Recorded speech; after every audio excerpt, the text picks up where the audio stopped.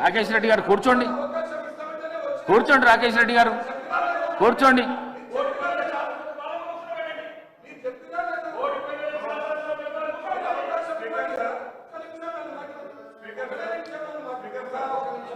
పాయల్ శంకర్ గారు, పాయల్ శంకర్ గారు, పాయల్ శంకర్ గారు మీరు మాట్లాడండి.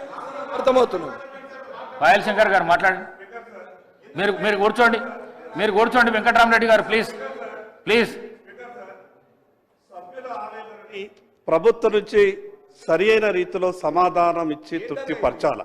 సభ్యులు అనేక సందర్భాల్లో వెంకటరమణారెడ్డి గారు కానీ రాకేష్ రెడ్డి గారు కానీ సందర్భం ఒకటైనప్పటికీ ఆలోచన ఆవేశం కాన్స్టిట్యున్సీలో జరుగుతున్నటువంటి అవమానాలు ఈ సభ దృష్టికి తప్ప మిగతా ఎవరికి చెప్పగలుగుతాం? మీరు ఈ సభకు తండ్రి లాంటి వారు, నా సభకు తండ్రి లాంటి వారు. మీరు ప్రభుత్వానికి స్పష్టమైనటువంటి డైరెక్షన్ ఇచ్చి ప్రభుత్వం నుంచి స్పష్టమైనటువంటి ఒక ప్రకటన రావాలి. సభ్యులేం గొంతెమ్మ కోరికలు ఏం కోరుతున్నారు అధ్యక్ష? సభ్యులేం గొంతెమ్మ కోరికలు కోరుతలేరు. సభా వ్యవహారాల శాఖ మంత్రి గారికి నాకు విజ్ఞప్తి ఏంటంటే మీరు సభ్యులకు సంతృప్తి ఇచ్చే విధంగా ఒక ప్రకటన చేయండి.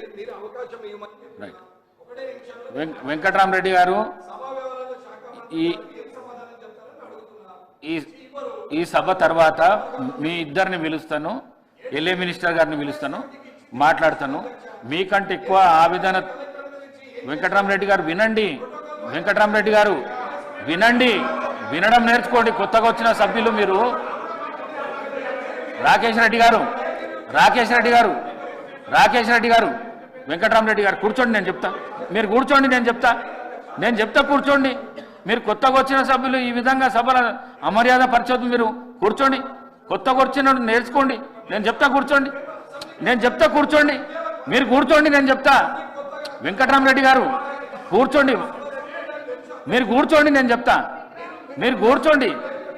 వెంకటరామరెడ్డి గారు, రాకేష్ రెడ్డి గారు ప్లీజ్ కూర్చోండి, ప్లీజ్ కూర్చోండి, ప్లీజ్.